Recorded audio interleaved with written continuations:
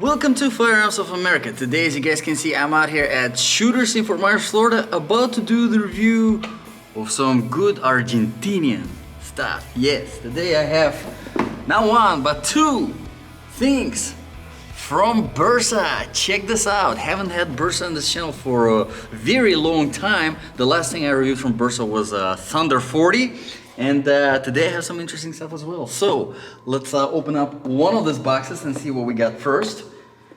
And the first one for the review is, oh yeah, another Thunder. This is Thunder 380. Check this little guy out. 3.5-inch barrel, 7 capacity single stack magazine, and chambered in 380 ACP, 380 auto. So let's put some rounds through it and see what this thing can do. Now, surprisingly, for whatever reason, I've noticed that not a lot of people are familiar with Bersa brand. Like I said, it's Argentinian brand.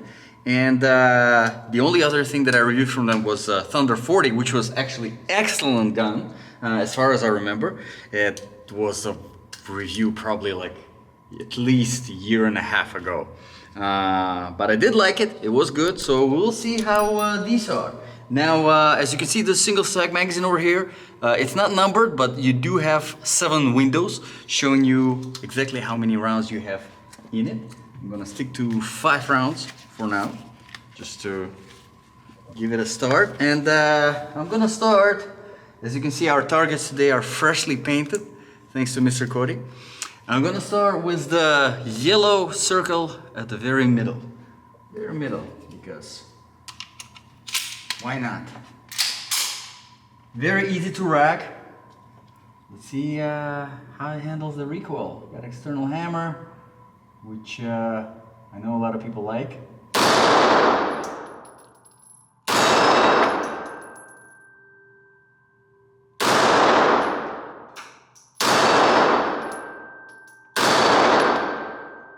Wow, surprisingly accurate for 380 ACP in 3.5-inch barrel. As you can see, not a bad group. So let's start from the very beginning and go into the details. Start with the grip. We have our Polymer grip. Does have a little bit of aggression, not too aggressive, for the most part pretty soft, but decent ergonomics. You got straight lines going at the back, you got straight lines going on the front, just some serrations for a little bit of aggression, for a little bit of a better grip. You got very extended, very defined beaver tail at the back. Might be a little bit tricky for some people.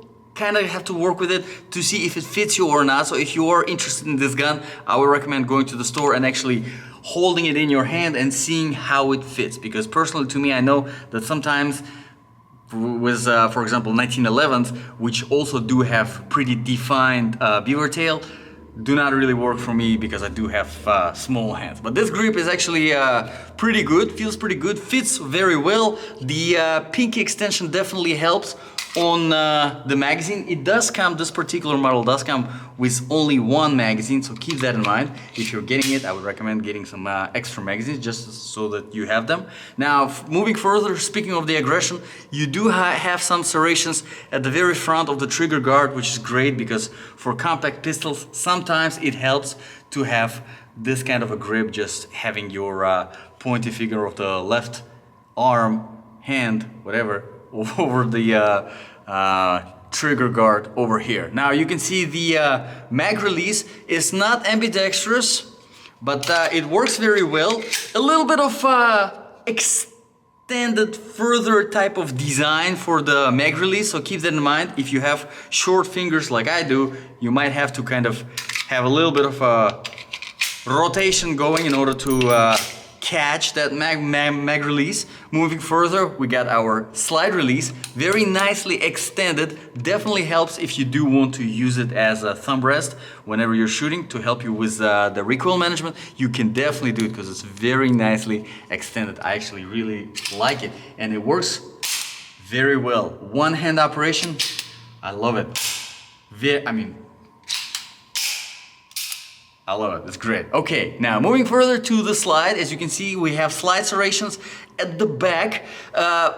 Overall, the design of the shotgun, the design of the handgun is more leaning towards obviously more compact, more something concealed carry friendly, right? So you have a very slim overall profile, so you don't have as much of the grip on the slide, you know, if you're like one of those type of people, but you can still do it if you kind of get used to it. So you have serrations on both sides, nothing at the front. If you like to rack it this way, you can still do it, but keep in mind no serrations at the very front. So let's put a few more rounds through this pistol, and then we will talk about the trigger, we will talk about the sights, and we will talk about the safety features, because it does have, you probably already noticed, a manual safety, not Emmanuel. Like name, like manual, all right? Safety on this handgun. Brand new handgun, just literally out of the box, shooting it for the first time, and as you can see, no need for warm up or whatever. Honestly, I personally think it's a terrible excuse for a gun manufacturer to say that, oh yeah, it's the first few rounds. Your gun needs to be warmed up before it's gonna work properly. Yeah, right, no.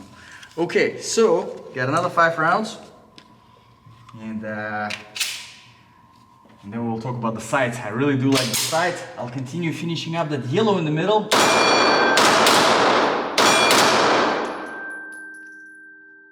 All right, nice, not too shabby. Okay, so let's talk about the sights.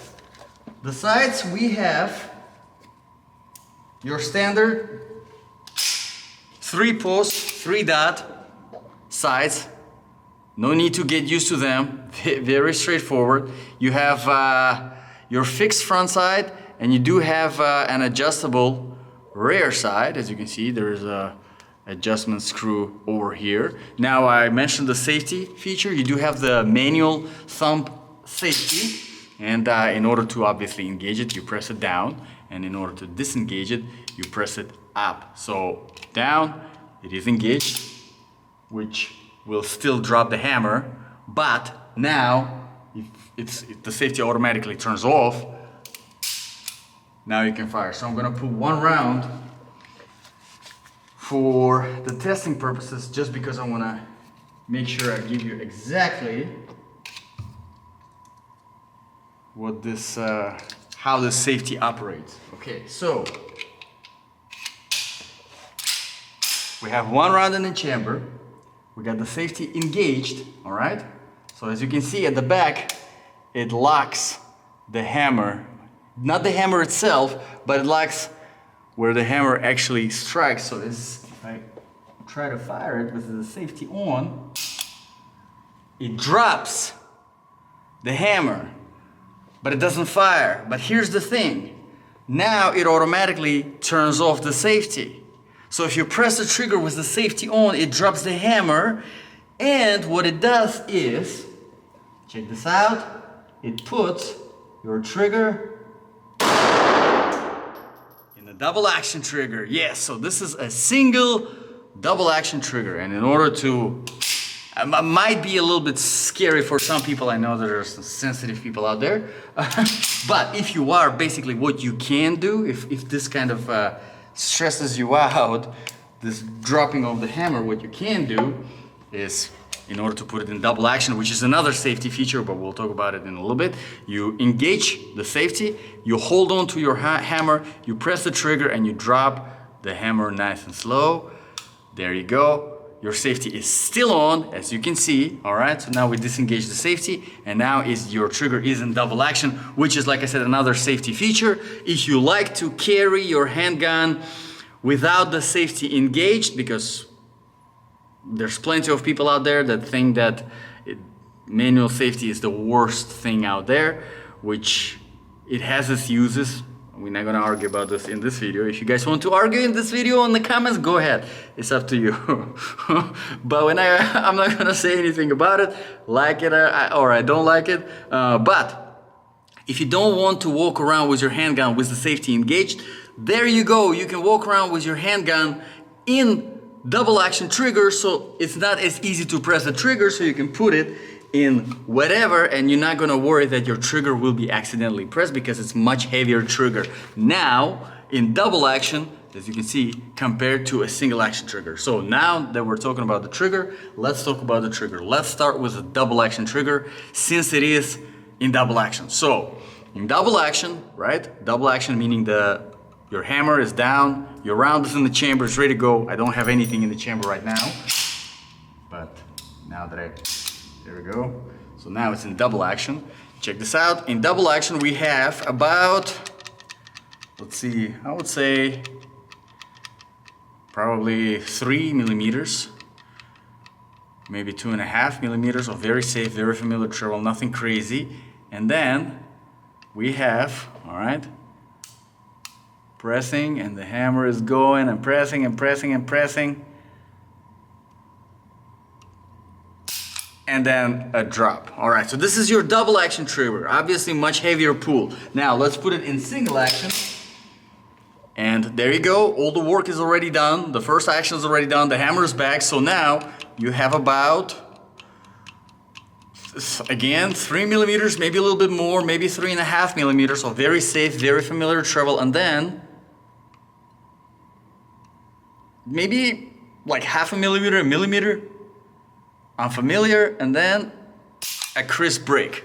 So very good trigger in single action. I mean, both double action, that's how it's supposed to be heavy. But in single action, it's very easy to get used to that because you only have that very safe, very familiar travel, then a little bit unsurety, which you can get used to, about 1 millimeter, and then a crisp break. So very good trigger. And as you can see, this I don't think I've seen a trigger shaped this way before. I mean, look how much of the curve it has. It's like a half moon out here.